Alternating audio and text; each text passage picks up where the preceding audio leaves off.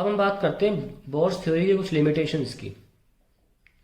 Bourse theory fail भी हुई कई अल्टीमेटली थ्योरी, बट इसके कुछ पॉइंट्स बिल्कुल सही हैं, आज भी वैलिड है। खैर हम तो अभी वो बता दिए हैं सारी चीज़ें। अब हम बात कर रहे हैं बोर्स थ्योरीज लिमिटेशन। पहली लिमिटेशन ये थी इसकी कि ही could not explain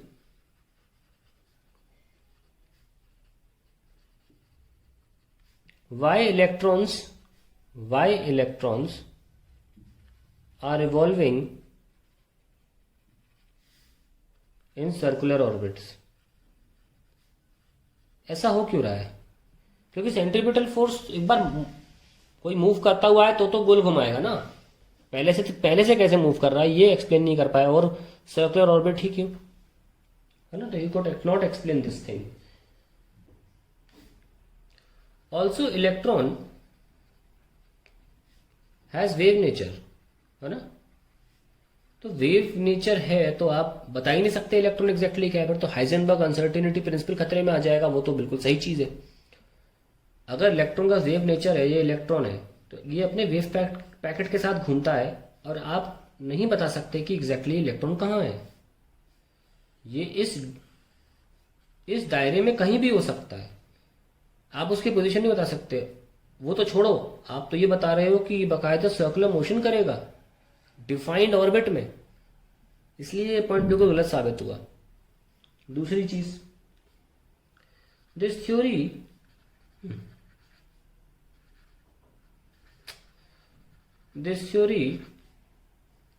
could not be applied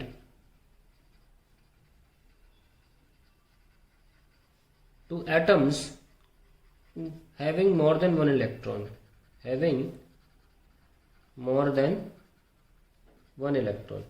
It was only successful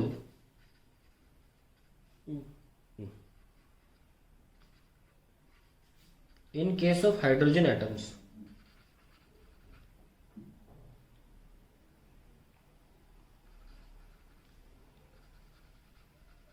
और हाइड्रोजीनिक एटम्स, हाइड्रोजीनिक क्या होते हैं? जिनमें आप एक इलेक्ट्रॉन रख सकते हैं फिर भी वो दूसरे एलिमेंट है, जैसे लिथियम और ऐसे कोई, जैसे हीलियम प्लस, ऐसे जो एलिमेंट्स होते हैं वो हाइड्रोजीनिक कहलाते हैं। एग्जांपल लिख देता हूँ मैं हाइड्रोजीनिक के, जैसे हीलियम प्लस। अब हीलियम प्लस में क्या एक ही इलेक्ट्रॉन तो है, या लिथियम प्लस प्लस, इसमें भी एक ही इलेक्ट्रॉन है। ये एग्जाम्पल है हाइड्रोजीनिक एटम्स के। तो ये सिर्फ उनके लिए एप्लीकेबल थी, बाकी के लिए फेल हो गई। दूसरी बात, अब जैसे कि स्पेक्ट्रल लाइंस हमने देखी। स्पेक्ट्रल लाइंस क्या होती है? जो भी वेवलेंथ हमें, जो भी एनर्जी मिलती है, जब फोटोन ऊपर से नीचे गिरता है तो कुछ एनर्जी छोड़ता है और वेवलेंथ के रूप में हम उन्हें पकड़ लेते हैं और उन्हें फोटोग्राफिक प्लेट पे देख लिया जाता है। जैसे हम बाल्मर की बात करें, कोई बाल्मर की वेवलेंथ दिखती है, ये रेड है, ये ग्रीन है ना, ऐसे ये ब्लू है, ये violet and so on.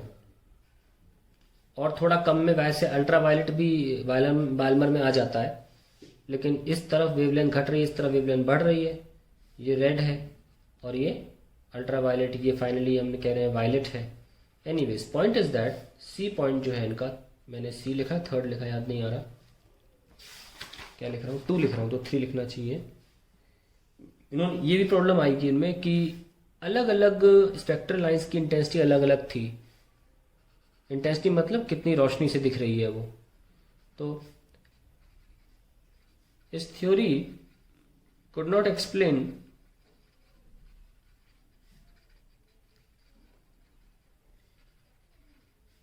The different intensities of spectral line, intensities of spectral lines। Okay, फिर फोर्थ पॉइंट, इवन हाइड्रोजन में भी इसमें कुछ प्रॉब्लम आई। हाइड्रोजन को भी पूरी तरीके से वो उसे नहीं समझा पाया था। हाइड्रोजन स्पेक्ट्रम तो चलो उसने ठीक बताया थी कि कुछ गिवन स्पेसिफिक वेवलेंथ ही मिलेंगी, बट हाइड्रोजन के स्पेक्ट्रल लाइंस में हाइड्रोजन आप एरो बना के लिख दें, स्पेक्ट्रल लाइंस व fine collection of more than one spectral lines, more than one lines लिख दीजिए, more than one spectral lines. जैसे कि मान लीजिए रेड है, तो रेड जो थी ये भी कुछ बहुत पतली पतली लाइन से बनी है, ये मैं कहना चाह रहा हूं। इसका भी ही could not explain this, he could not explain this.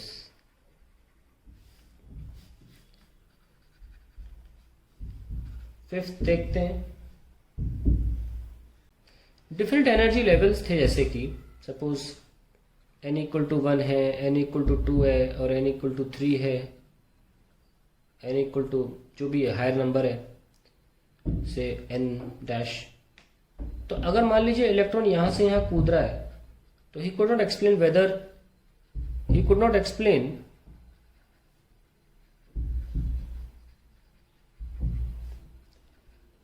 whether the electron can jump या come back directly to n equal to 1 or can transit from n equal to n dash to say n equal to 3, then n equal to 2 and then n equal to 1। इस बारे में वो कुछ नहीं बता पाए कि ये डायरेक्टली होगा ट्रांसमिशन या इंटरमीडिएट होगा transition, I mean to say. In short words we can say he could not explain